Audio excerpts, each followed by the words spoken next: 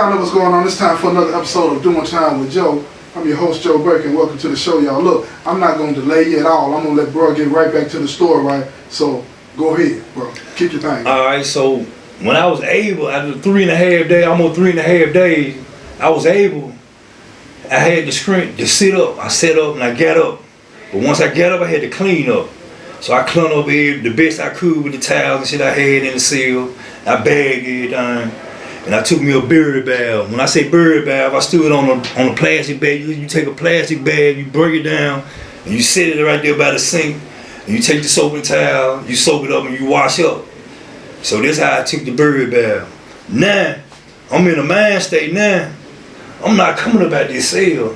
I can't win with these folks. These folks feed me, and these folks I got to eat. Mm-hmm. So they got control of everything. Mm-hmm. So now I got to figure out a way how I'm gonna get up off this goddamn mountain without these folks sending me up off this mountain feet first. When I mean by feet first, I'm talking about on a gurney or in a bag. That's right. So now I get at one of my guys that been down there, was down there before I got down there, and he was well respected. He been well respected in the penitentiary. So I get at him. We fish a line, so we riding on the line, and I tell him, man, look, I need a butcher, man. And he write back, how you gonna? You get a butcher? How you gonna get out? Don't worry about all that. I'm gonna get up out this cell. I just need a butcher. When I say I need a butcher, I need a knife. I need some, cause when I do something to one of these motherfuckers, I'm gonna have to hurt one of them. Right. And let them know I ain't playing. So he tried to give me one, but to make that long story short, he couldn't get me now. Mm-hmm. And I'm in a wreck of my brain, but when I tell you I'm wrecking my brain, I'm pacing the floor trying to figure out, I can't just come up out this cell and just fight with these folks. No. They gonna get you thrown right back in the cell. That ain't gonna do shit, man. Yeah. So it just hit me. Yeah. You know what I'm talking about? Like out of nowhere. And I tried it. I took that soap, man, that they give us. It's state soap now. Mm-hmm. You got to imagine a small brick. Mm-hmm. That's the state soap they used to get us. Now I'm at Brushwood Mountain Prison at the time.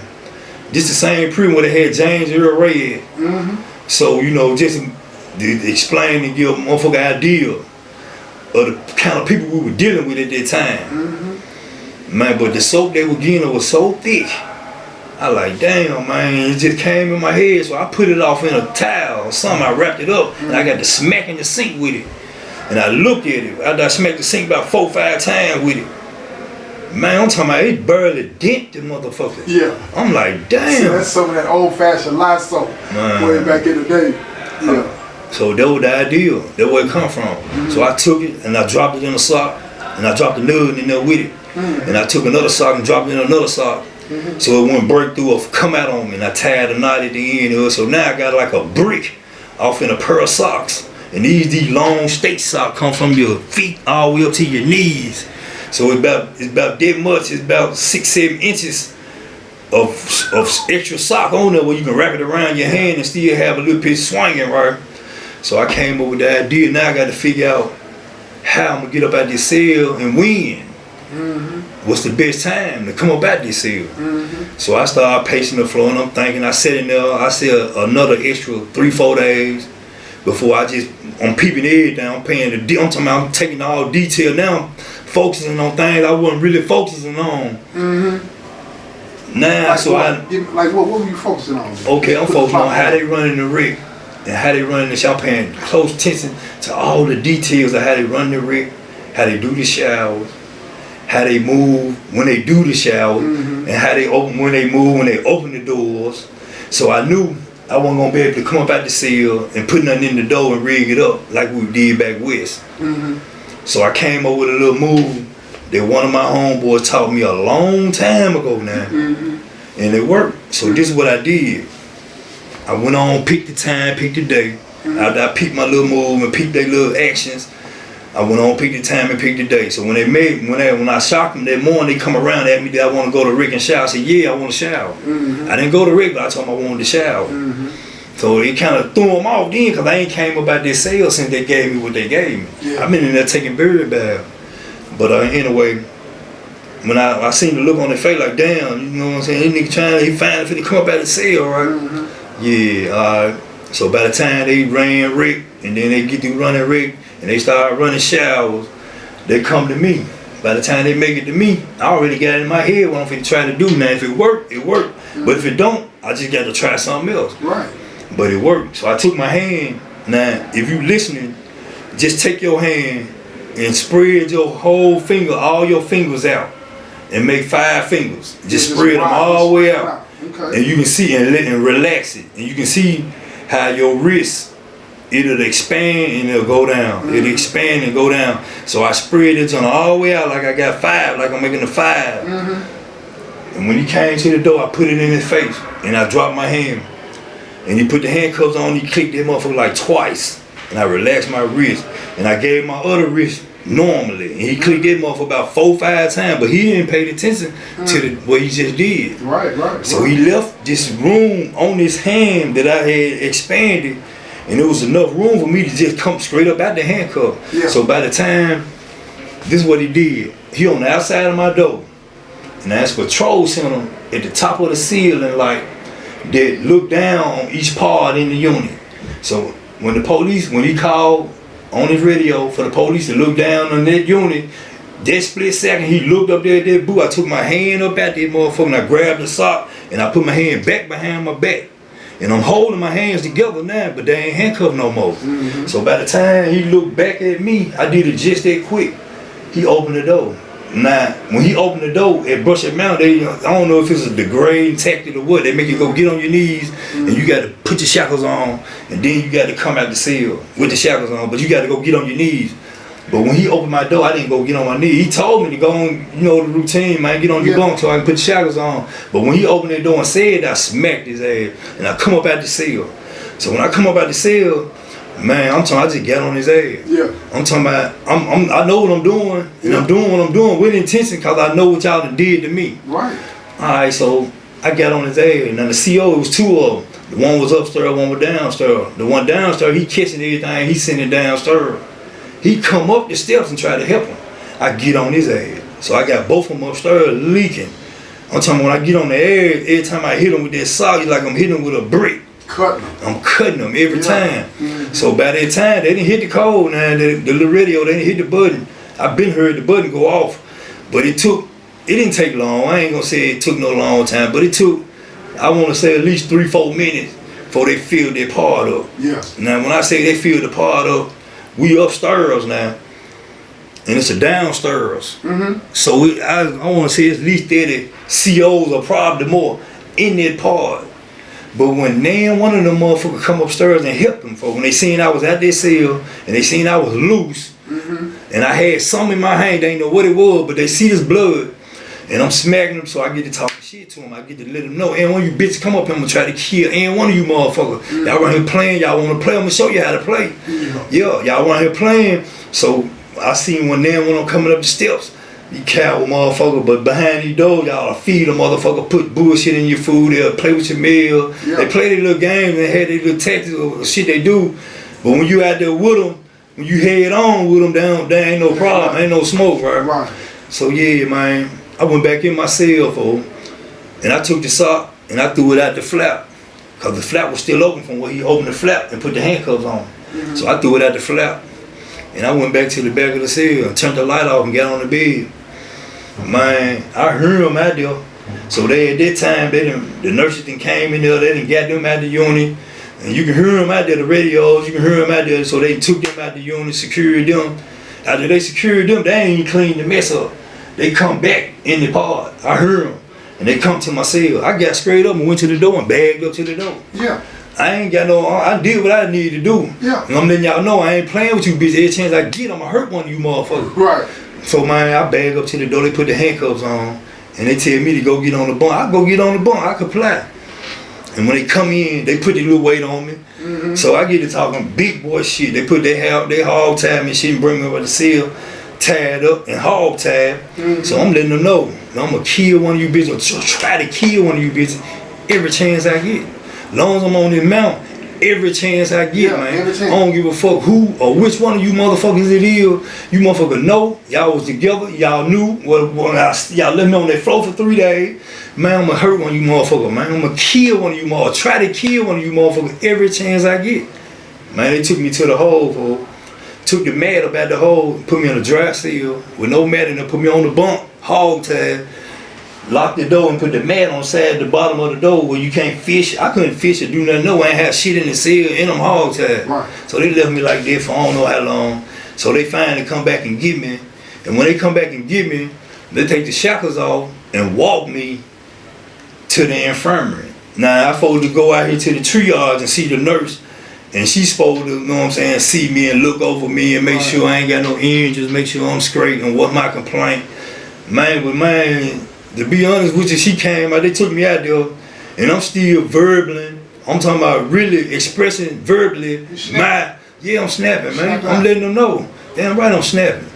And man, she come out there and she said, man, you alright, you know what I mean? I don't see nothing wrong with them. Ain't touched me. I'm talking about ain't asked me no motherfucking questions. Ain't took no blood pressure, ain't did nothing. So I get to snapping on her snake ass. I already know they together, but I'm trying to let them know. But to be honest with you, I'm really trying to instill some fear in them folks because I know I can't win. Yeah. So I'm really, that's my intention. Man, look, this is the only way I'm gonna get off this mountain, man. Make it off this mountain. If these folks know, man, we gonna have to kill that nigga. Or man, let this man, leave that man alone. Yeah. Know what I mean? Or one of them, because he ain't gonna lay down and just take this shit. Right. So that's where my mind was at, and I pushed it. So by this time, they left me in there, and it wasn't even 10 minutes later. This big ass white dude come up in there with his look like some bodyguard. I don't know who they were, but I found out the one that was in discreet clothes was the warden of the prison at the time. Right. So he get to asking me, you know what I mean? Man, what is your problem? You the one around here assaulting my officers and woo, man, what the fuck wrong with you? And his tone really threw me off. And I'm figuring, you know, man, look, man, you the head of this bullshit, this snake. You know what I mean? So you the head of this bullshit that's going on. Nigga, fuck you. You know what I mean? I'm gonna hurt one of you bitches. Every chance I get, I'm gonna try to kill one of you motherfuckers. And I get to snapping on him. I'm talking, I had him so mad, he got out of his character. He called me, a nigga left the room, said, man, I don't give a fuck what y'all do with that nigga. Y'all can put him in the trash can, woo. I don't know if that was you trying to scare me or what. Right. Because they ain't touched me. They got me, took me back to the hole, put me in the cell, and wouldn't feed me for like another 2 days. So now, they playing mind game. But at the time, I'm thinking, I'm like, damn, I done fucked up. Cause now, I'm in that cell, I'm in a dry cell. These folk coming to my door, it got cameras in there, brushing that. At that time they had them too, cause motherfuckers filed a couple of lawsuits on them about the bullshit they were doing. Right. But they still had their own way to get around them cameras. Yeah. But on camera, on the outside of my cell, it looked like they trying to feed me.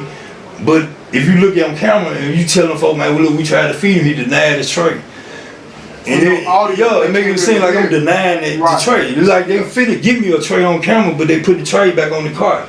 And they closing the flap. So I'm in there smirking, but I'm still shooting off and letting them know. You know what I mean? Man, I want to say like this second day, I was in that moment, man, I'm talking about Joe, I was so motherfucking hungry for. And in my mind, I'm in my mind, I'm saying, man, these bitches got me. Whatever they give me on that tray now, I ain't got no choice but to eat it. Gotta eat. Cause man, I'm in here drinking the water out the sink, that's all I'm drinking.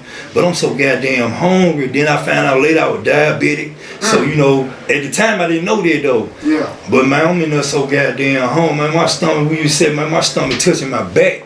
Yeah. Man, when they finally gave me a tray of one of the good trays too, they gave me that breakfast tray that morning. Man, look, I prayed over that motherfucker and I smacked that motherfucker.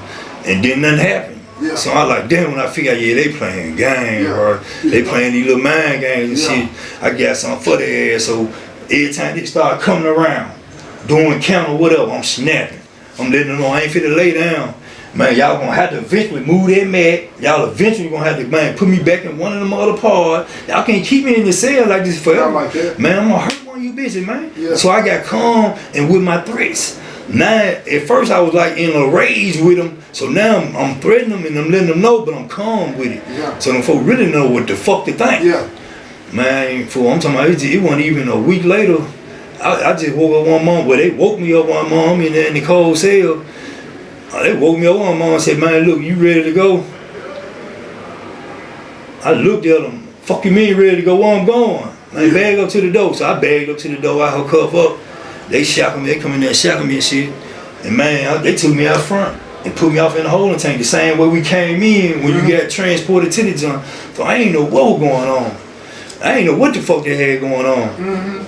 So I find out, I'm waiting on the chain book. They put me on the chain book, on a special chain book, matter of fact, and sent me to this place called Lord's MD, Berry Special Needs. Now, at the time, I ain't coming down here. I knew it had a staff down here. I done been down here for medical reasons. It's like the hospital, but they got a staff down here for inmates that ain't got no needs, but got all the jobs down here. So I ain't know what the hell to think. But I'm on max. But by the time I get to the place and I see where I'm going, I'm asking everybody a question. But can't nobody tell me nothing. Say, man, you just on max right now. You got an appointment. A couple of cats did tell me that because the staff down here was all black. Now this in 07. No, this ain't in 07. I take that lie back. I got out in 07 from down here. So this was like it was like 4 years before that. 03. So this was like 03. So when I get down here, a couple of cats did come tell me, so man, you got an appointment. That's all they tell me. But they put me on max over in this unit called 7 Foxtrot, 7 up. They put me in the cell. And I'm talking, I stayed in this cell, man, I don't know how long, man, a week or two.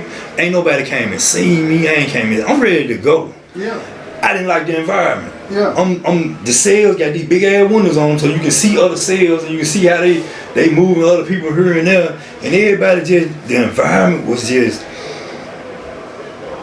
man, I can't really explain it, man, but it was like a lot of mental health issues, a lot of people with mental health issues. And they was heavily medicated, and man, I didn't like the environment. You didn't like it? No, I didn't like it at all. That stigmatization that we got as black people, period, anyway, about being medicated, it's a true thing. But I understand though it's necessary sometimes in some situations. I understand that, and I know that now. But at the time, okay, I'm like, no, I ain't feeling this shit. Fuck with him down here. So I'm kicking the door and doing whatever I think I can to get some attention. Man, to let these folks know, man, y'all need to give me the fuck with him down here. I ain't seen nobody. Why the fuck am I down here? Man, you gonna see somebody, just be cool. So his doctor finally came and seen me. His name was Dr. Ernie. He finally came and told me and explained to me that you fit to see some Dr. Wu, it's called a treatment team. And all this shit here, okay. So when they finally took me out here to this room, they come and give me handcuffed me because I'm on max. I'm still on max. They still treat me like I'm on maximum security. They take me to this little room. When I get to this room, I want to see it's about 6, 7 doctors in there. They all in a circle, and I'm sitting like right there, and they sitting around like in a U. So I'm sitting there, and when they get to asking me questions and shit about why is you so violent, they looking at my history in prison about you acting out with violence and woo, and why you so assaulted with your behavior, why you think. And I tell them about the last incident, not about every incident I had in prison, because I have been involved in a lot of incidents in prison. But I tell them about the last incident, man. Man, I'm not violent because I think, you know what I'm saying, motherfucker trying to kill me. Because this is what y'all saying, they said. I think everybody trying to kill me, so I'm just acting out. Man, them folk really tried to fucking kill me up there. I laid on the floor in the cell, so I tell them their story. And I'm thinking they ain't respecting the story. They thinking I'm just making up shit, a delusion or something. So they get to telling me, man, I think you need some medicine, man. We think you need to take this and take that. We think you're paranoid. We think you're schizophrenic a little bit, and you're depressed, you're manic depressed. And you know what any of that meant? At the time, I didn't know what none of that meant. And to be honest with you, at the time, only thing I heard about was paranoid, and I probably seen that on TV or something. I ain't been around nobody. Far as my family or friends or anybody that I can relate or say I can see that were going through that. If they did, they hid it, or it was something we didn't know about.